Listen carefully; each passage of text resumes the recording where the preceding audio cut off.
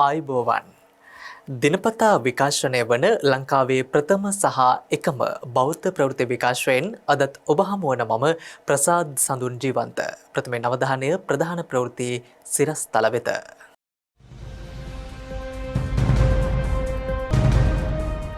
සොසුන් කෙත අස්වැද්දූ කොටුගොඩ මහා යතිසඳ ශාසන සේවය නිමකොට බොදුනුවන්ගේ සෝසුසුම් මැද දැයට සමුදෙති. විලයකොඩ ශ්‍රී පත්මාරාමේ අභිනවධාතු මන්දිරය සැදැහැවතුන්ගේ වන්දනාවට.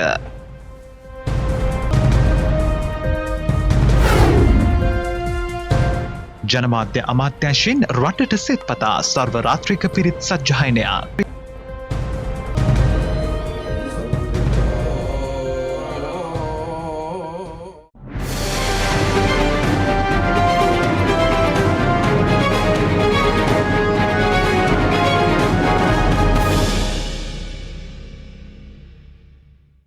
අපවත් වී බදාළ ගල්කිස්ස ධර්මපාලාරාමාධිපති ශ්‍රී ලංකා බෞද්ධ හා පාලි විශ්වවිද්‍යාලයේ මහෝපාධ්‍යාය ශ්‍රී ලංකා අමරපුර මහානිකායේ උත්තරීතර මහානායක අග්ගමහා පණ්ඩිත අතිපූජ්‍ය කොටුගොඩ ධම්මාවාස මහානායක හිමියන්ගේ ශ්‍රී දේහය පිළිබඳ ආදාහන පූජෝත්සවය පූර්ණ රාජ්‍ය ගෞරවය සහිතව කොළඹ නිදහස් චතුරස්‍රයේදී අද සිදු කෙරුණා.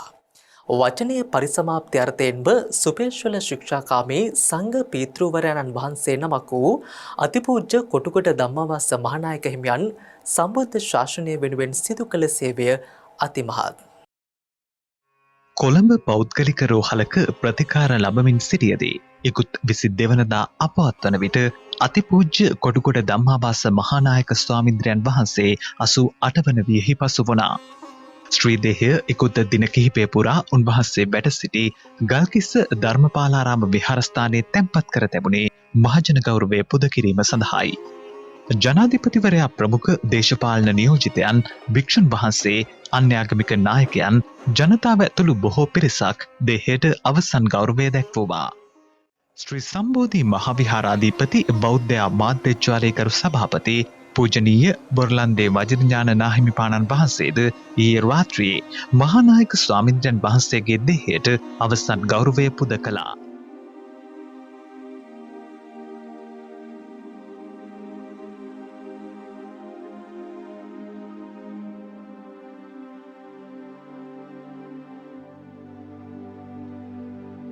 දේහය රැගත් රුවිය පෙරහර අද පස්වරුවේ කොළඹ නිදහස් චතුරස්‍රය වෙත වැඩම කරවූයේ පෙරහරින්.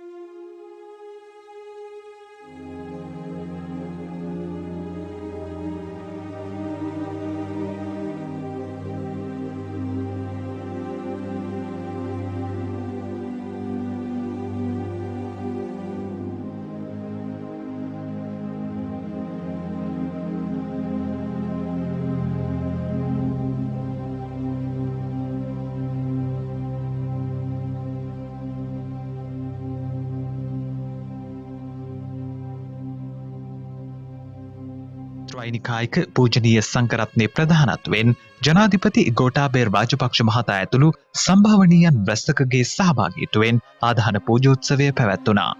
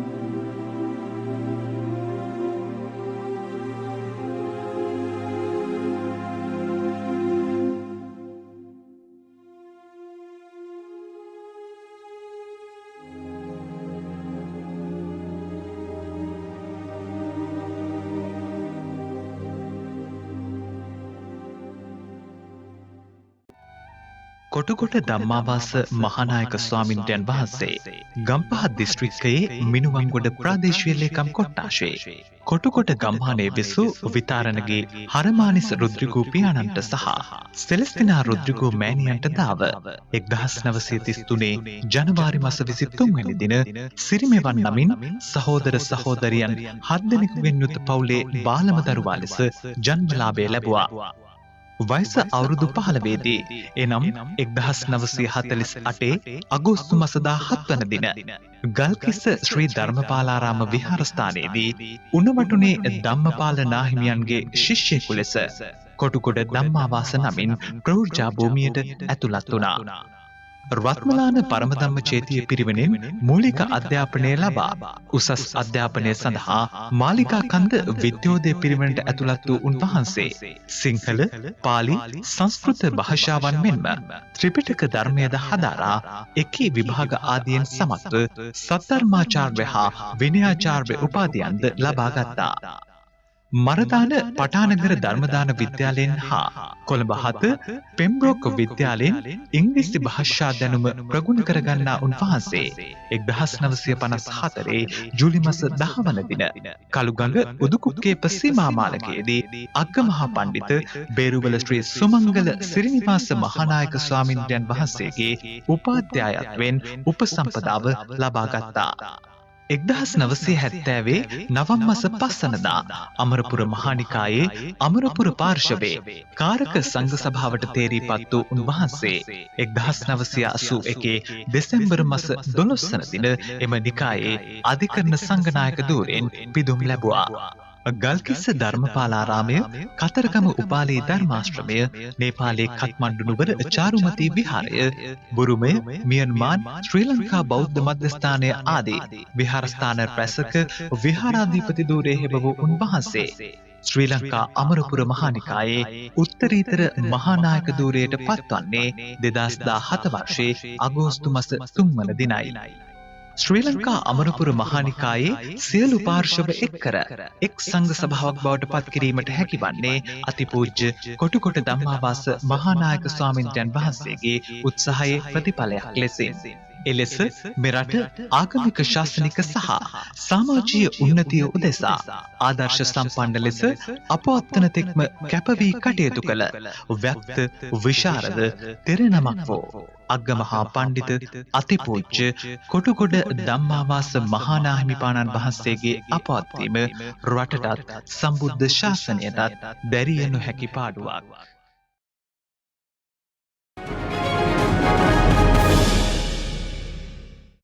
දකුණු කළුතර විලේගොඩ ශ්‍රී පත්මාරාම විහාරස්ථානයේ අභිනවයෙන් නිදි කළ ධාතු මන්දිරය සැදැහැවතුන්ගේ වන්දනාව උදෙසා එකුද්දා නිරාවරණය කෙරුණා.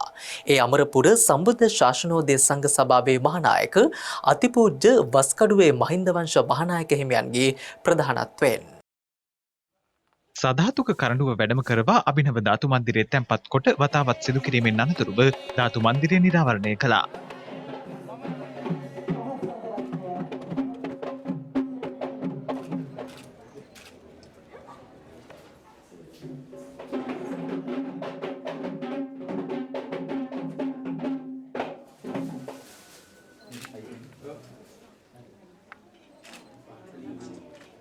මීට සමගාමීව විහාරස්ථානයේ අභිනවයෙන් නිදි කළ දෙමහල් දහම් පාසල් ගොඩනැගිල්ලද විවෘත කරනු අතර විහාරාධිපති පූජ්‍යපාද පැලවත්තේ සීවලී නාහිමිපාණන් වහන්සේගේ අනුශාසනය පරිදි පුණ්‍යෝත්සවය සංවිධානය කොට තිබුණා.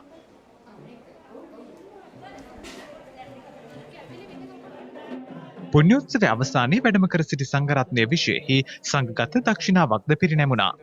පූජ්‍යපාද කදුරුවෙල ධම්මපාල නාහිමිපාණන් වහන්සේ ඇතුළු ප්‍රදේශවාසී භික්ෂුන් වහන්සේ මෙම අවස්ථාව සඳහා එක්ව සිටියා.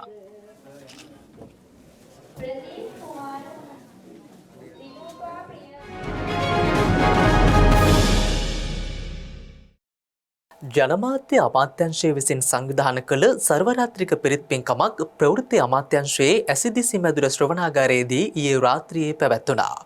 කොරෝනා රෝගයේ හේතුවෙන් රට මුහුණ පා තිබෙන තත්ත්වයෙන් මිදීමට ආශිර්වාද ලබා ගැනීම පිරිත් පින්කම පැවැත්වීමේ අරමුණයි. ජනමාධ්‍ය අමාත්‍යංශයේ ඇසිදිසි ක්‍රිකට් ක්‍රීඩා සමාජය සහ අමාත්‍යංශ කාර්ය මණ්ඩලය විසින් පිරිත් පින්කම සංවිධානය කර තිබුණා.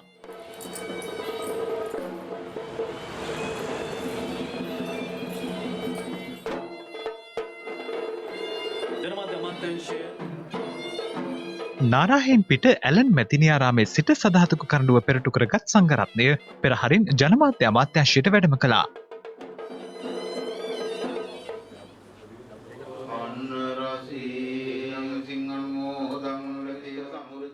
පිරිත් සජ්ජායනය ආරම්භ කෙරුණේ ඉන් අනතුරුවයි.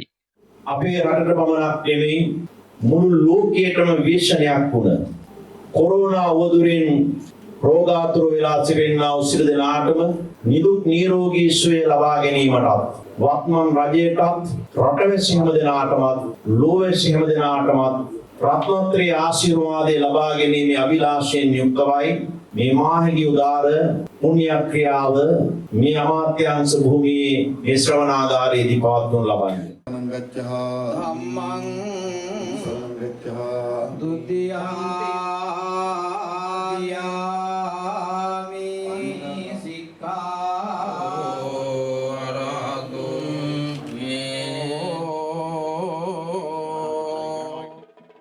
රාත්‍රී පුරා පැවති පිරිත් සජ්ජායනයෙන් අනතුරුව හිල් දානමය පින්කමක්ද පැවැත්වුණා.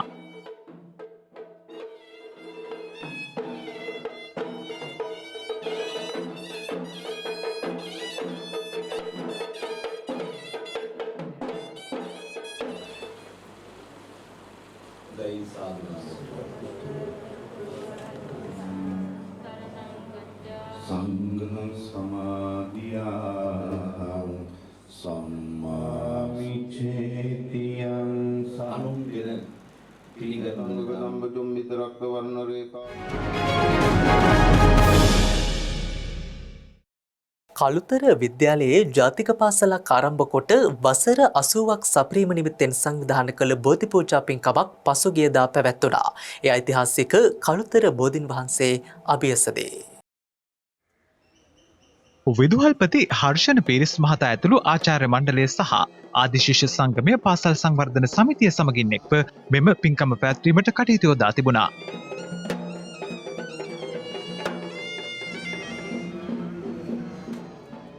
ගිලම්පස බුද්ධ පූජාව පවත්වා පහන් දැල්වීමෙන් අනතුරුව බෝධි පූජාව පැවැත්වුණා.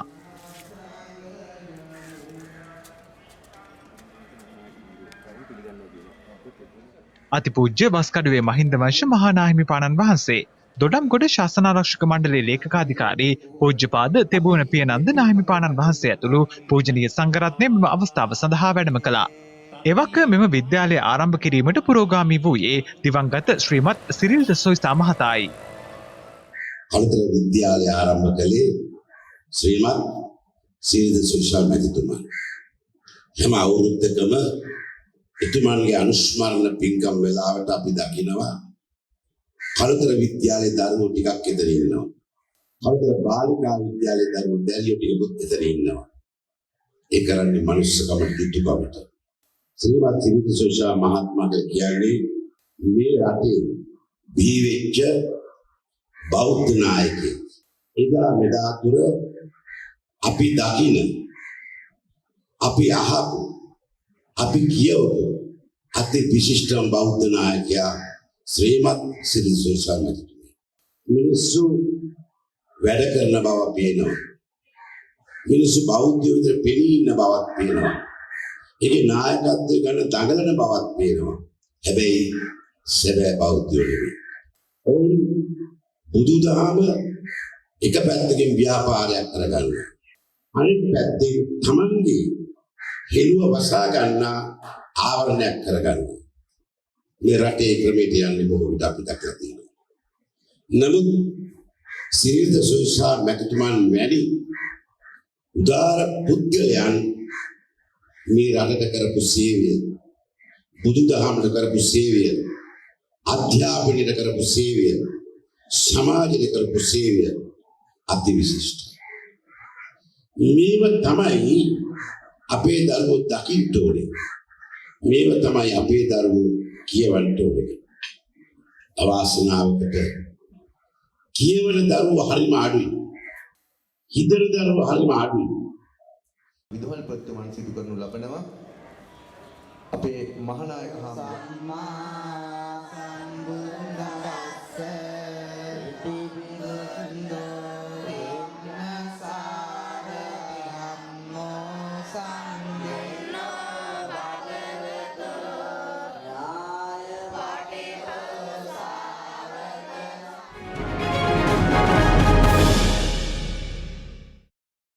2021 වර්ෂය සඳහා බස්නාහිර පළාතේ පිහිටි රජයේ පාසල් හා රජයේ අනුමත පෞද්ගලික පාසල්වල පළමු ශ්‍රේණිය ඇතුළු මෙතෙක් ආරම්භ නොකළ අනිකුත් ශ්‍රේණි එළඹෙන 29 වන දින ආරම්භ කිරීමට අදාළ විශේෂ චක්‍රලේඛයක් අධ්‍යාපන අමාත්‍යාංශය නිකුත් කර තිබෙනවා.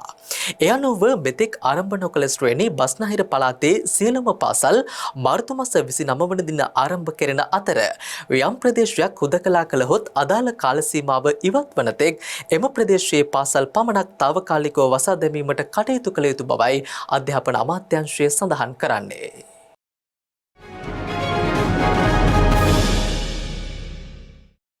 ඒත් සමගින් අදට නියමිත සුසන්දේශ ප්‍රවෘත්ති විකාශය නිමාවට පත්වෙනවා.